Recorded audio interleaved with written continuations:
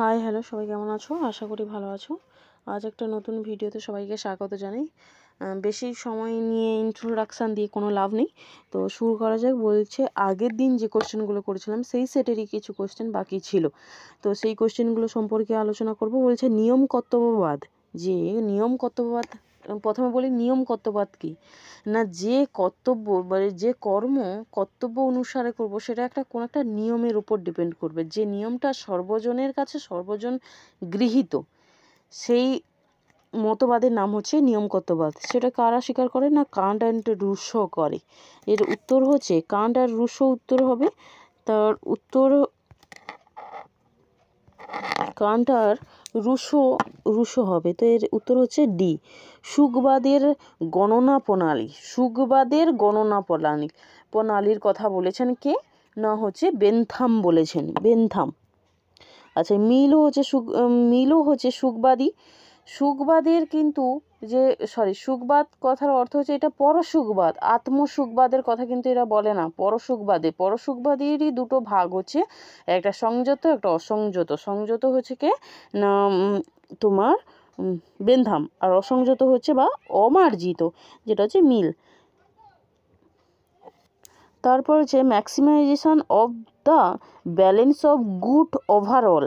বলতে এখানে বলছে যে এমন একটা নৈতিক আদর্শ হবে যেটা বেশিরভাগ মানুষের ক্ষেত্রে প্রযোজ্য হবে এবং সেটা ওভারঅল সবার ক্ষেত্রে ভালো। সেই যে তত্ত্বটা, এটা কারা বলে না, এটা উদ্দেশ্যবাদীরা বলে, উদ্দেশ্যবাদীরা বলে। আর বিধিবাদী এই পরে দেখবে, এই দেখো বলছে। আচ্ছা, একটা কথা বলে দিই, একটা ট্রিক মনে রেখো, যে দেখবে সবসময়ের জন্য যে টপিক সম্পর্কে বলছে সেই টপিকের কি মানে যে তত্ত্ব, ধরো নিয়ম কর্তব্যবাদ, নিয়ম কথাটা কিন্তু একবার হলেও ব্যবহৃত হবে। কর্তব্যবাদে সবসময়ের জন্য একবার হলেও কর্তব্য ব্যবহৃত হবে। এই ধরনের কিছু জিনিস ধরো যেগুলো আমরা পড়ে গেছি অথচ মনে নেই, সেই ধরনের জিনিসকে মনে রাখার, এই ছোট ছোট জিনিসগুলো মনে রাখা দরকার। দেখো এই কেন বললাম, এই 25 দাগের কোশ্চেনে দেখো, যে মতবাদে নীতির ক্ষেত্রে বিধির প্রয়োজনীয়তা স্বীকার করা হয়, তাহলে কার কথা বলা হয়েছে না, বিধি। এখানে অপশানই দিয়েছে, দেখো অপশান কি দিয়েছে, অপশান দিয়েছে যে মতবাদে নীতির ক্ষেত্রে বিধির প্রয়োজনীয়তা স্বীকার করা হয় তা হচ্ছে উপযোগবাদ, পূর্ণতাবাদ, বিধিবাদ। তাহলে এখানে একদম সেটা দেখো, বিধি দুটোই হচ্ছে বিধিবাদের কথা বলে। সুখবাদে সবসময়ের জন্য সুখের কথা বলবে, সবার সুখের কথা বলবে। সব মানুষ হচ্ছে নিজের সুখ কামনা করে, মানে নিজের সুখের জন্য অপরের সুখটা কামনা করে, এটা হচ্ছে বেনথামের মত। আর হচ্ছে মিলের মধ্যে হচ্ছে তুমি সর্বাধিক লোকের সর্বাধিক যাতে সুখ হয় সেই কাজ করতে হবে। উপযোগবাদী হচ্ছে যে তো মানে আমরা যে কাজ করব সেটা যেন অনেক পরিমাণ লোকে উপযোগিতা হয় বা উপযোগ হয় আর কি, মানে সাহায্য হয়, সোজা ভাষায় সাহায্য হয়। নিকোমেনিয়ান্স এথিক্স, আর এটা সবাই জানো, অ্যারিস্টটলের লেখা। প্লেটো কোন গ্রন্থে জ্ঞানের আলোচনা করেন, কোন গ্রন্থ? আচ্ছা, মেটাফিজিক্স গ্রন্থটি কার? তোমার মেটাফিজিক্স গ্রন্থটি অ্যারিস্টটলের। নিকোমেনিয়ান এথিক্স তো একটু আগেই বললাম, ওটা হচ্ছে তোমার অ্যারিস্টটলের। তো থাকলো কোনটা? এটা হচ্ছে এলিমিনেশন। তুমি 4টা অপশানের মধ্যে ভাগ করে করে কোনটা করছো সেটা দেখতে হবে। তো এর উত্তর হচ্ছে উত্তর হবে থিয়েটিটাস। বলছে ইন্দ্রিয় সংবেদনেরই জ্ঞান, বলছে ইন্দ্রিয় সংবেদনের জ্ঞান, এটা কারা বলেছে না, প্রোটাগোরাস। অ্যারিস্টটলও বলেনি ইন্দ্রিয় সংবেদন, আর প্লেটো তো অবভিয়াসলি বলেনি। প্লেটো তো বিশুদ্ধ বুদ্ধির প্রত্যয়, মানে বুদ্ধিলব্ধ প্রত্যয়কে জ্ঞান বলেছেন। যথার্থ, এটা তাহলে উত্তর হচ্ছে সি। যথার্থ জ্ঞান অবশ্যই অভ্রান্ত হবে এবং সৎ বা অস্তিত্বশীল বস্তুর জ্ঞান হবে। তাহলে যথার্থ জ্ঞান কীরকম হবে না, অভ্রান্ত কীরকম, যেখানে ভুল থাকবে না, নিশ্চিত জ্ঞান হবে। ভ্রান্ত কথা অর্থ হচ্ছে ভুল। আমরা যেমন দড়িকে সাপ মনে করি, এটাকে হচ্ছে ভ্রান্ত জ্ঞান। অভ্রান্ত কি না, দড়িকে দড়ি বলেই মনে করাটাই হচ্ছে অভ্রান্ত। তো এর উত্তর হচ্ছে প্লেটো। দেকার্তের দর্শনের সর্বপ্রথম নিঃসন্দিগ্ধ বচন কি? কজিটো আর্গো সাম, এটা তো সবাই জানে। I think therefore I am, এটার কিন্তু দুটো হবে। কোনো একটা কিন্তু নয়, দুটোই হবে। দর্শনকে কোপার্নিকাস বিপ্লব ঘটিয়েছেন কে? সবাই জানে এটা কান্ট। কোপার্নিকাস বিপ্লবে কি ঘটিয়েছে না, আগে ছিল আমরা বস্তুকে দেখে জ্ঞানকে আমরা জানি, কিন্তু কান্ট এসে কি বললো না, জ্ঞানকে জানি, জ্ঞানের সাহায্যে আমরা বস্তুকে জানি, মানে জ্ঞান প্রথম থাকে তারপর বস্তুকে আমরা জানি। আগে ছিল বস্তুকে জানি তারপরে জ্ঞানকে জানি, মানে বস্তুকে দেখে জ্ঞানকে জানি, কিন্তু এখন হচ্ছে কি না, কান্ট এসে বললেন যে না, জ্ঞানের উপর ডিপেন্ড করে কে না, বস্তু। আচ্ছা, দেহ মন সম্পর্কিত স্পিনোজার তত্ত্বের নাম কি? সবাই জানে এটা সমান্তরালবাদ।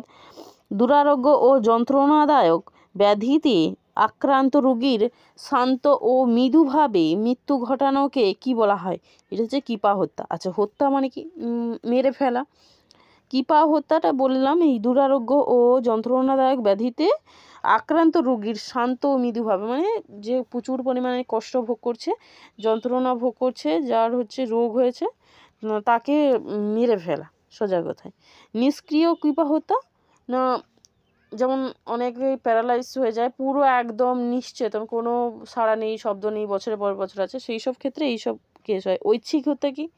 ঐচ্ছিক হত্যার মধ্যে কিন্তু আত্মহত্যাও পড়বে। কেন না, আমরা নিজে নিজে ইচ্ছা করেই হত্যাটা হই, ঐচ্ছিক ক্রিয়ার মধ্যে পড়বে। তাহলে এর উত্তর হচ্ছে কি? কৃপা হত্যা। তারপরে বলছে যে নৈতিক বিচারের প্রকৃত বিষয় হলো চরিত্র। বলছে নৈতিক বিচারের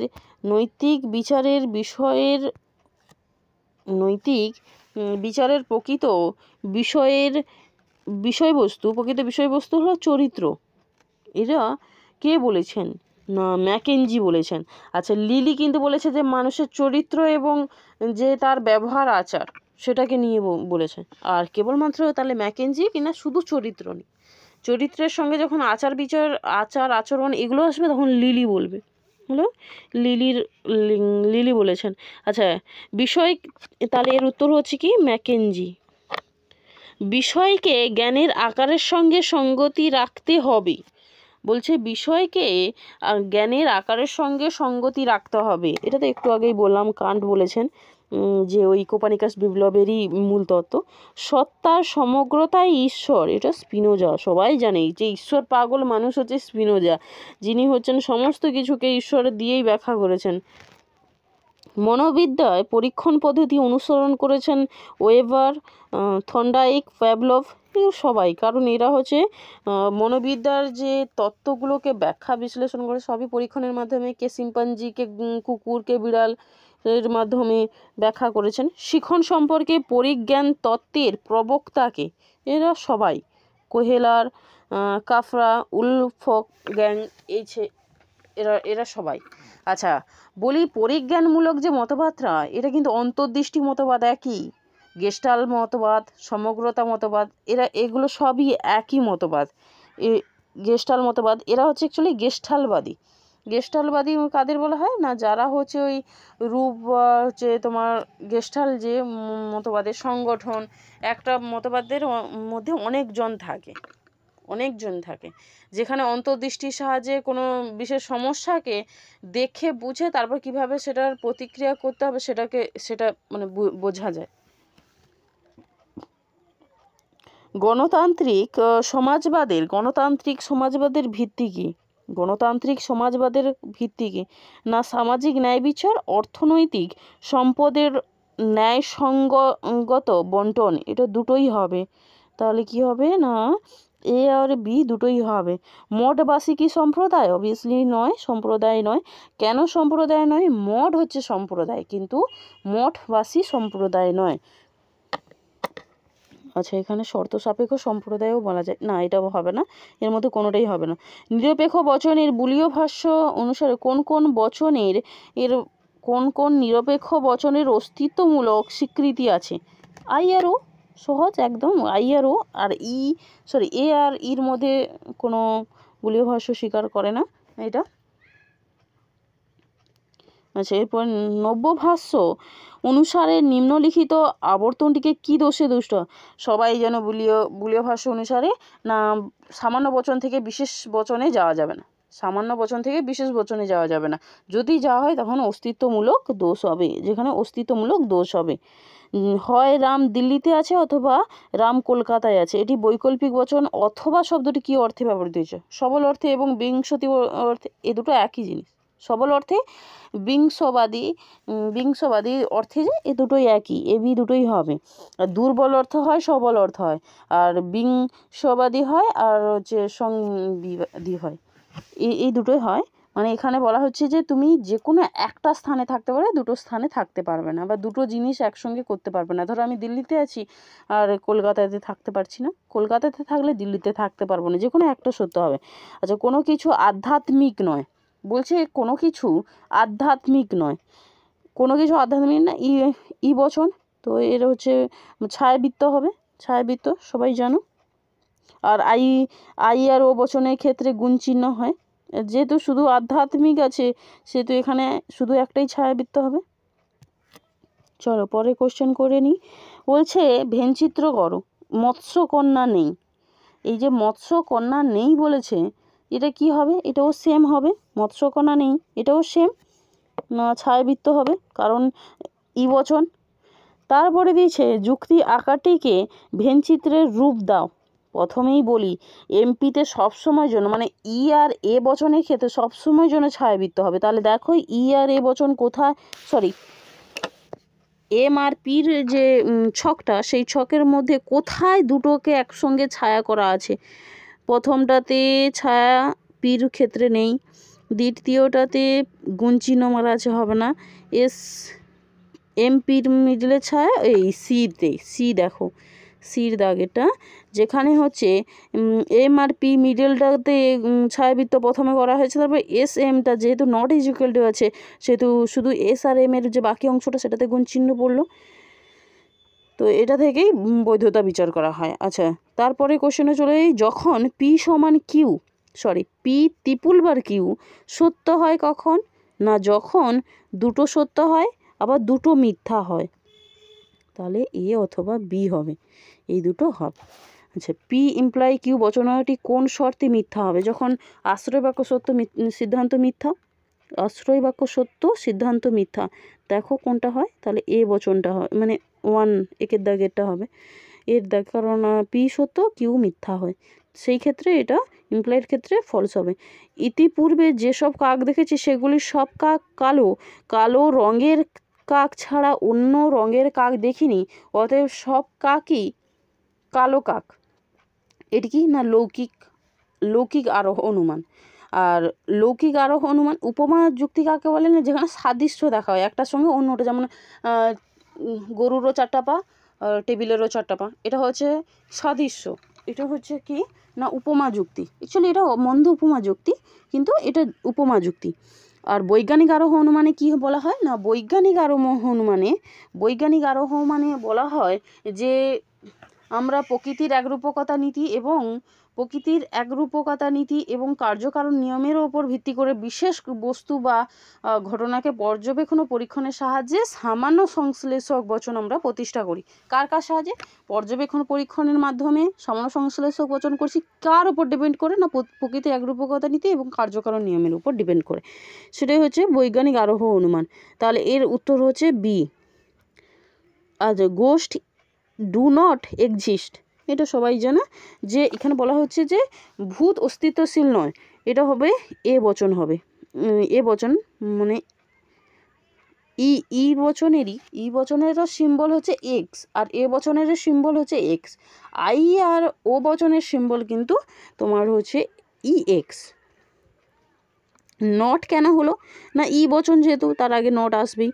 আচ্ছা, পরেরটা হচ্ছে ইউআই যে দিয়েছে, ইউআইয়ের কিন্তু এই নিয়ম না, এর হচ্ছে বি আর সি হবে, এটা বৈধ নয়, অবৈধ, কারণ প্রথমে সেটাকে নিয়মে নিয়ে আসতে হয়, তারপরে তো তাকে প্রয়োগ করতে হবে, কিন্তু যুক্তিটিতে ইউআই নিয়মে যে দিয়েছে এই দোষটা হয়েছে। আচ্ছা, এটার নিয়ম একদিন আমি তোমাদের সবাইকে বলে দেবো, তো কেউ যদি জানতে চাও অবশ্যই কমেন্ট করো। আচ্ছা, কেমন ভিডিওগুলো লাগছে সেটাও কমেন্ট করো।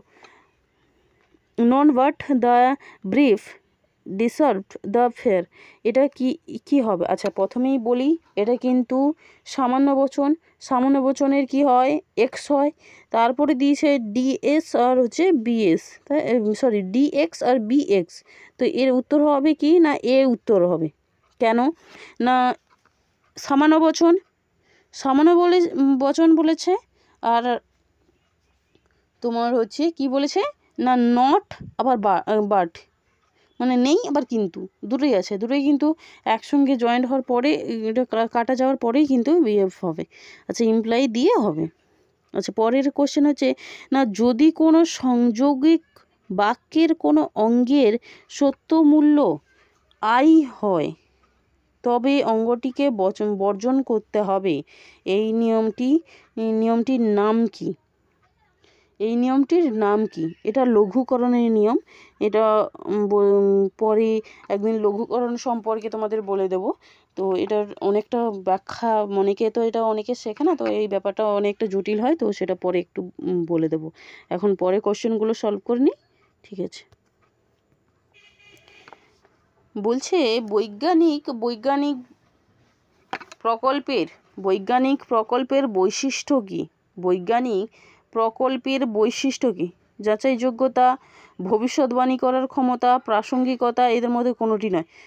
সবাই জানে যাচাইযোগ্যতা, বৈজ্ঞানিক মানেই যাচাই করবে, তো এটা সঠিক, সবাই জানে। এই উত্তরটা কি হবে না এর উত্তর হবে এ। তারপর দিয়েছে ABC, ছোটো হাতের ABC দিয়েছে, বিসি। তো এ হচ্ছে বড় হাতের এ, ছোটো হাতের এর কারণ। এটা কি পদ্ধতি, মানে কি পদ্ধতিতে এই ধরনের সাংকেতিক দৃষ্টান্ত ব্যবহার করা হয়? এটা ব্যতিরেকি।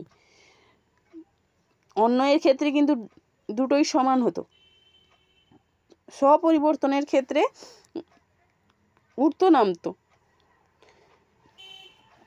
আচ্ছা আজকে মোটামুটি এগুলো তাহলে শেষ হলো। আর একটা সেট শেষ করলাম। তো কেউ যদি মানে এরপরে অ্যাকচুয়ালি এই সেটগুলো এভাবে করব কি করব না সেটা সবাই কমেন্টে জানিও। তবে আমি সেইভাবে কমেন্টে দেখেই কিন্তু পরের সেট নিয়ে আলোচনা করব। আমার কাছে অনেক সেট আছে, তো তোমরা যদি চাও অবশ্যই আমি সেটগুলো নিয়ে আলোচনা করতে পারি। আর যে ধরো সেটার যে কোশ্চেনটা মনে হচ্ছে যে এইটার ব্যাখ্যাটা ঠিক হচ্ছে না, তো তোমরা অবশ্যই কমেন্ট করে এই কোশ্চেনের দাগ নম্বর দিয়ে তার যে ব্যাখ্যাটা অবশ্যই লিখে পাঠিও। সেটা আমার ক্ষেত্রেও প্রযোজ্য, কারণ আমি নিজেও ধরো আমি যে জিনিসটা ভুল জানি তোমরা সেটা সঠিক জানো, অবশ্যই সেটা আমার জন্য জ্ঞানদায়ক হবে। তো আমি সবার কাছ থেকে সেরকম কিছু শিখতে পারবো। তো আশা করি সবার যদি ভিডিও ভালো লাগে লাইক সাবস্ক্রাইব করে নিও। Thank you.